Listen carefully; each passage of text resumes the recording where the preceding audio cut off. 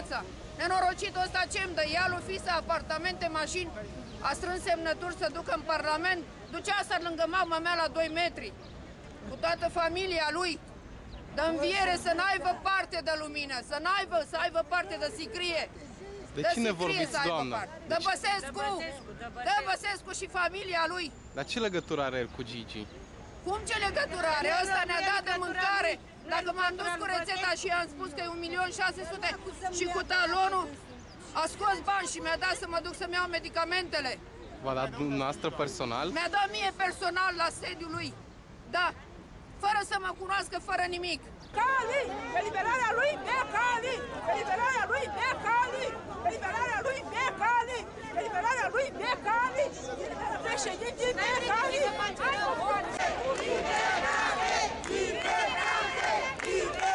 Deranjez.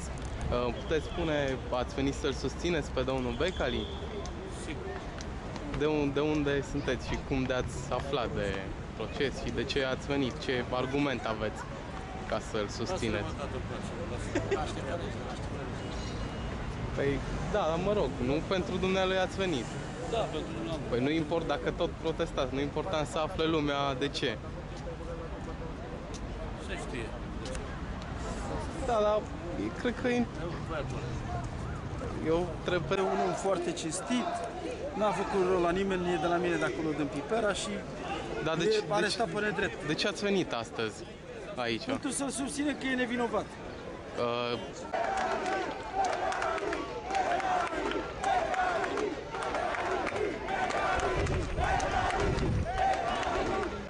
Dreptate, adică pe cei vinovați care au furat cu acte în regulă sunt în libertate și el pentru o singură prostie că și-a făcut singur dreptate, dar nu singur dreptate, adică să fie judecat pentru că, vezi, Doamne, așa zic ei, că au sequestrat cei 3 coți, dar să vadă și pe cei din urmă.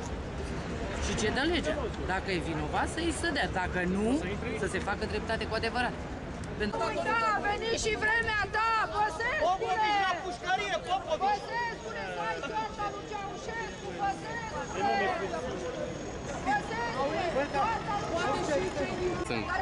Puteți spune pentru ce ați venit aici? Ce... Am venit să spun și cu domnul Becali, că e un bun, foarte bun, ne-a ajutat și pe noi, eu sunt pensionar, am pensie mică și ne-a ajutat cu orice ne-a ajutat, mă înțelegeți? Am făcut biserici. Deci era drumul să fie pus în libertate. Sunteți membru în partid? Da, sunt membru, am legitimație, tot. Dar pe mine mă interesează că e păcătură, e Băsescu la mine. Deci nouă ne-a dat să mâncăm la ăștia săraci. Dar cum a făcut? Are un sistem, are o cantină sau cum? Nu ca cantină, domnule. A avut o ligă care suntem scriși oameni în partidul lui PNG, iar ăștia neputincioși care avem pensii mici, 3.500.000,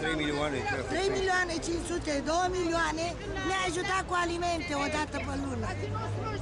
Nu uita, a venit și vremea ta! Popovici, nu uita, a venit și vremea ta! Mă numesc Șimpăru Marin, președinte român pe capitală de la Liga Meșteșugare din România. Și am venit pentru domnul Gigi să-l ajutăm și mai venim. Dar de ce? De ce ați venit tocmai pentru el? Păi n-a făcut bine, l-a făcut bine la rom. Și numai la rom. Și la români și la țigani a făcut. Sau numai luăm pe rom. Ce a făcut bine pentru dumneavoastră, de exemplu? Pentru mine personal? Nu, pentru comunitate. Comunitate, da. A dat 13 miliarde în sectorul 5, la lumină. Și multe, și la apă, și la lumină, și la mai multe. Și a ajutat.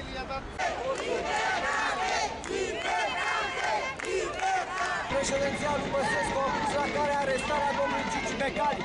Este inacceptabil ce se întâmplă într-o astfel de țară care se crede un stat de drept.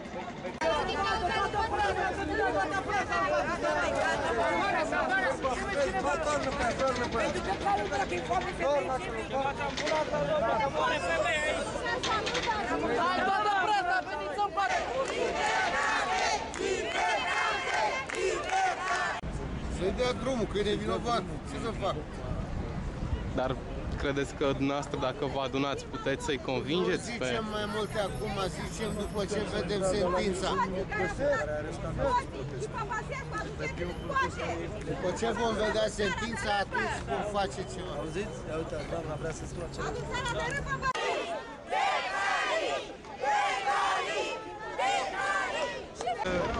consider această măsură ca fiind una exagerată și sper ca instanța să-și facă datoria. Avem încredere în justiție în continuare, evident. Trăiască Gigi Becali! Afară Gigi! Bine, domnul Becali! Suntem aici, alături de toții! Să dea drumul să avem copii, s-a rugat toată biserica, copiii noștri nevoie să vadă tratament. Nu uita, a venit și vremea ta!